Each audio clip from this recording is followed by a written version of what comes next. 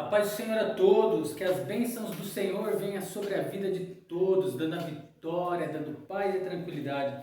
Vamos dar continuidade aqui no livro de Hebreus, capítulo 12, o penúltimo capítulo do livro. E diz assim o tema: Jesus.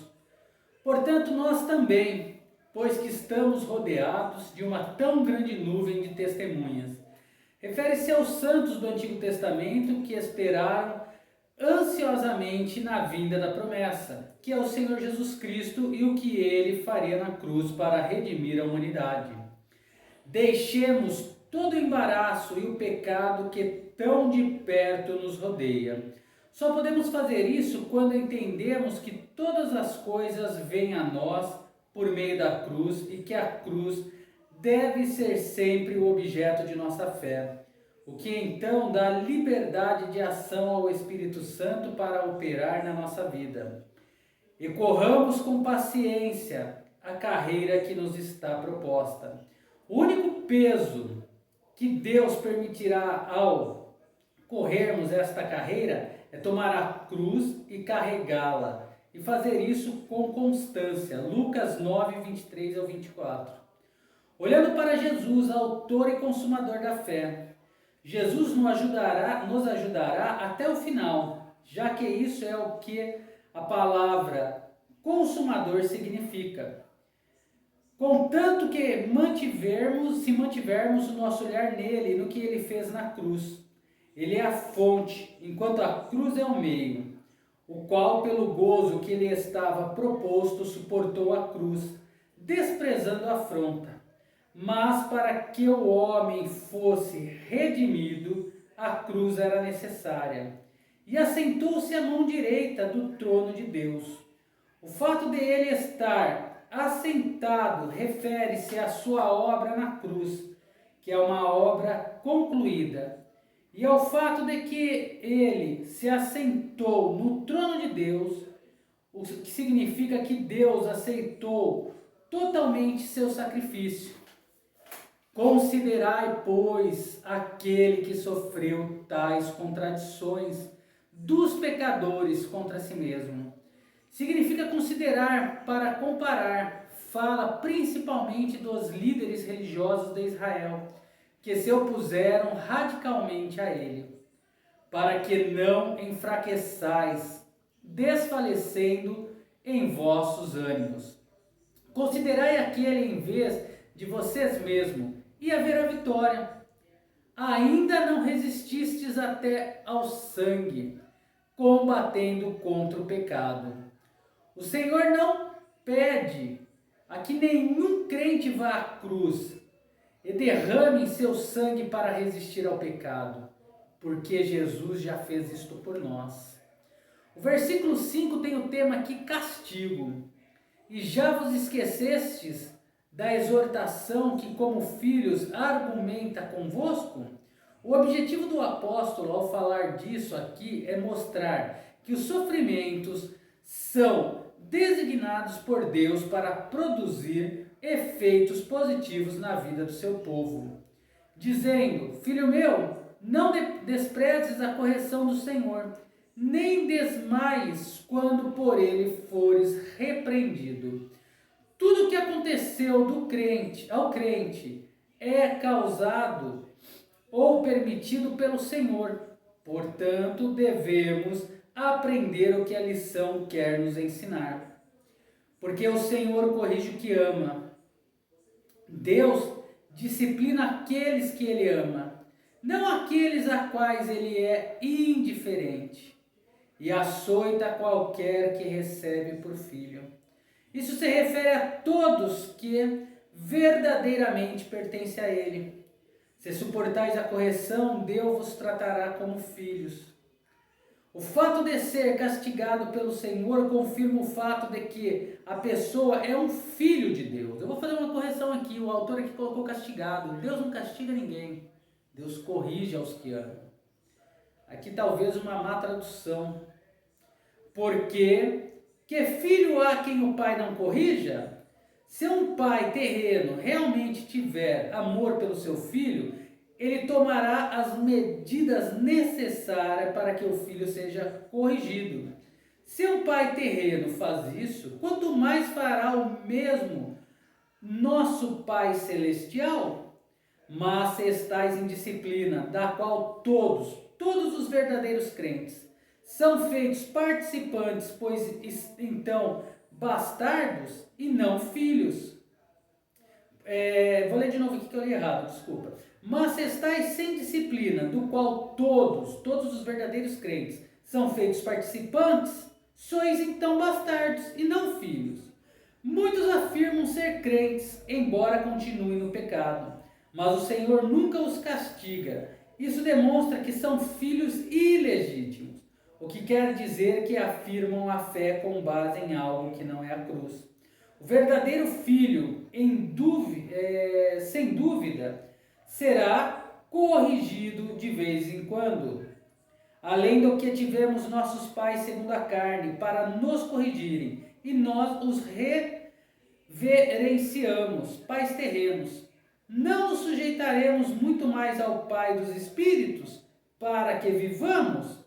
Pai dos Espíritos é constatado com os pais segundo a carne.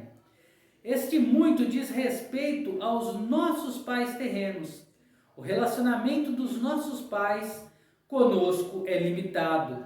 O dele, de Deus, é universal e eterno. Porque aqueles, na verdade, por um pouco de tempo, nos corrigiam, como bem lhes parecia. O emprego da palavra parecia indicar que o castigo, no que diz respeito aos nossos pais terrenos, pode ou não ter sido apropriado, mas este para o nosso proveito. Apresenta a diferença entre a tendência humana ao erro e o conhecimento perfeito de nosso Pai Celestial. Ele procura nosso proveito e não pode errar no emprego dos meios para sermos participantes da sua santidade. Isso revela o propósito do castigo e da correção por parte de Deus. E na verdade, toda correção no presente momento não parece ser de gozo, mas sim de tristeza. Explica o fato de que as dificuldades a que às vezes estamos expostos não nos dão alegria no momento, bem como muitas vezes são difíceis de suportar. Mas depois produz um fruto pacífico de justiça nos que nelas são exercitados. Tudo isso feito pelo Espírito Santo para um propósito específico. João 15, do 1 ao 9. Agora vamos falar do versículo 12, a desobediência.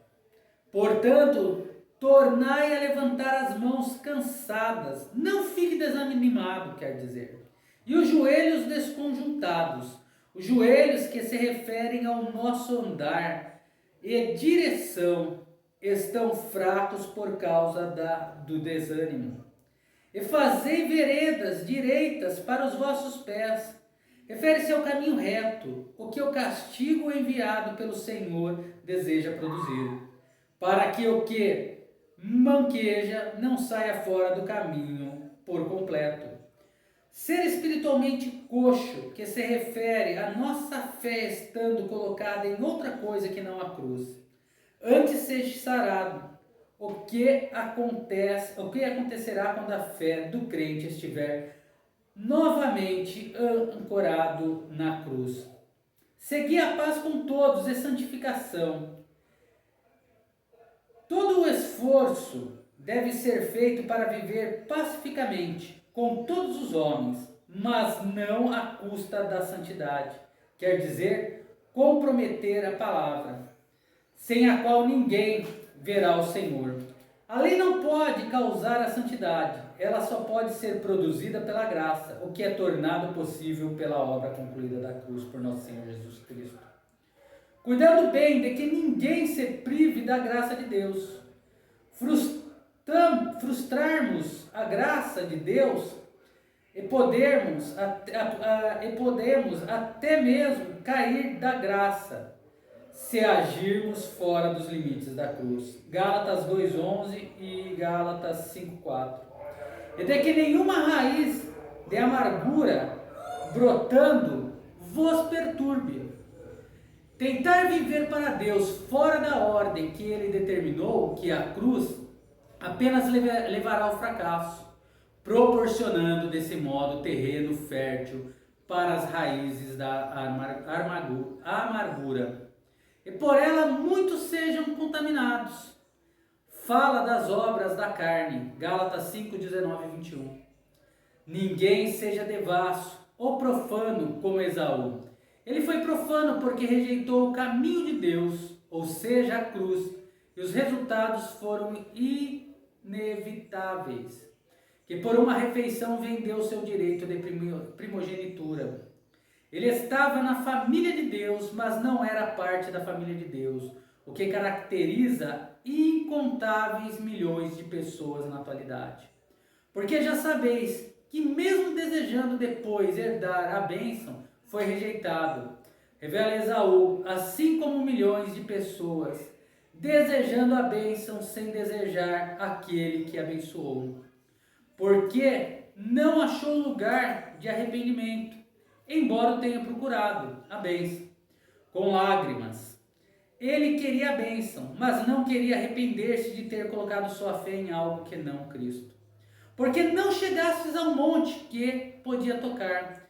De fato, está dizendo que esses cristãos judeus seria melhor que vocês se considerassem cuidadosamente a lei, que estão intencionados mais uma vez a adotar. Acesso em fogo e a escuridão, e as trevas e a tempestade. A ideia é que podemos encarar Deus com respeito e sua lei segundo os símbolos dados aqui, ou podemos encará-lo por meio do sangue de seu Filho e nosso Salvador, o Senhor Jesus Cristo. E ao som da trombeta e à voz das palavras, o que acompanhou a entrega da lei no monte de Sinai, Êxodo 20, 19, a qual os que ouviram pediram que não lhes falassem mais. Este relacionamento com o fato de que a voz de Deus soava com tal poder que as pessoas não podiam suportar. Êxodo 20, 19, Deuteronômio 5, 22 a 27. Porque não podiam suportar o que se lhes mandava. Temeram que pudessem morrer. Se até um animal tocar o monte, será apedrejado ou traspassado por um dardo. Tudo isso retrata a santidade de Deus. E tão terrível era a visão que Moisés disse: estou todo assombrado e tremendo. Isso revela, na linguagem mais forte possível, que nenhuma bênção duradoura pode vir do homem caído. Mas chegastes ao monte de Sião e à cidade do Deus vivo, a Jerusalém celestial. Ninguém jamais alcançou essa cidade pela lei, mas apenas pela graça. E a companhia de milhares de anjos refere-se a números incontáveis. A Universal Assembleia e Igreja dos Primogênitos, cujos nomes estão escritos nos céus, diz respeito a todo crente nascido de novo, da época de Abel até a segunda vinda. O preço foi a cruz, e a Deus o juízo de todos. Deus julgou todos que estão na igreja dos primogênitos como perfeitamente justificados à sua vista, e aos espíritos dos justos aperfeiçoados, justificados pela fé, e a Jesus, o mediador de uma nova aliança, a qual foi tornada possível pela cruz e ao sangue da aspersão.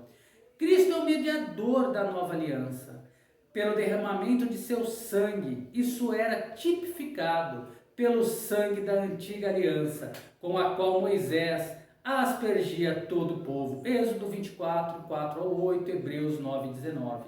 Que fala melhor que o de Abel. Refere-se ao sacrifício animal de Abel, como registrado em Gênesis capítulo 4. Vede que não rejeiteis ao que fala. Isso se refere implicamente a Cristo e ao que ele fez na cruz. Porque se não escaparam aqueles que rejeitaram o que na terra os advertia. referiam-se a Deus dando a lei no Monte Sinai. Muito menos nós, e nos desviamos daquele que é dos céus. Se rejeitarmos Cristo e a cruz, juízo é certo. A voz do qual então morreu a terra, a voz de Deus no Monte Sinai tinha o propósito de imprimir sobre Israel a solenidade do momento. Mas agora anunciou dizendo: ainda uma vez eu comoverei, não somente a terra, senão também o céu. Essa frase se refere ao primeiro advento de Cristo, cuja morte na cruz sacudiu o céu e a terra. Sua morte, por ter expiado todo pecado, quebrou o direito legal que Satanás tinha sobre a humanidade. E esta palavra refere-se à palavra da cruz, 1 Coríntios 1,18. Ainda uma vez declara a mudança das coisas mutáveis como coisas feitas. Refere-se ao fato de Deus transferir este universo que está debaixo da maldição do pecado de Adão para uma nova base. Essa nova base é um universo novo e perfeito que virá no devido tempo, para que as que são imutáveis permaneçam. Isso refere a tudo pelo que Jesus pagou na cruz. Só a fé em Cristo e na cruz nunca será abalada. Esta permanecerá. Assim que, tendo recebido um reino que não pode ser abalado, refere-se à nossa entrada neste reino. Tudo tornado possível pela cruz. Retenhamos a graça pela qual sirvamos a Deus, lhe agradando com temor e reverência. Uma pessoa só pode servir a Deus por meio da graça, cuja fonte é Cristo e cujo meio é a cruz, porque o nosso Deus é um fogo consumidor. O fogo de Deus consumirá tudo o que não seja a fé em Cristo e na cruz. 1 Coríntios 3, 10 e 17. Esse final aqui de Hebreus 12, queridos e amados irmãos, retrata tudo aquilo que eu venho pregado, que é a salvação, através do quê? Através da obra da cruz de nosso Jesus Cristo, através da fé naquilo que Ele fez, porque aquilo pagou o meu e o seu preço.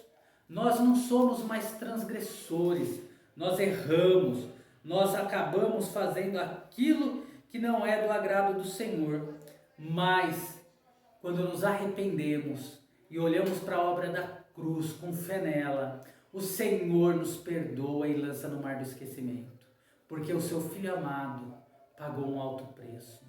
Que Deus abençoe a todos, um forte abraço e até o próximo vídeo.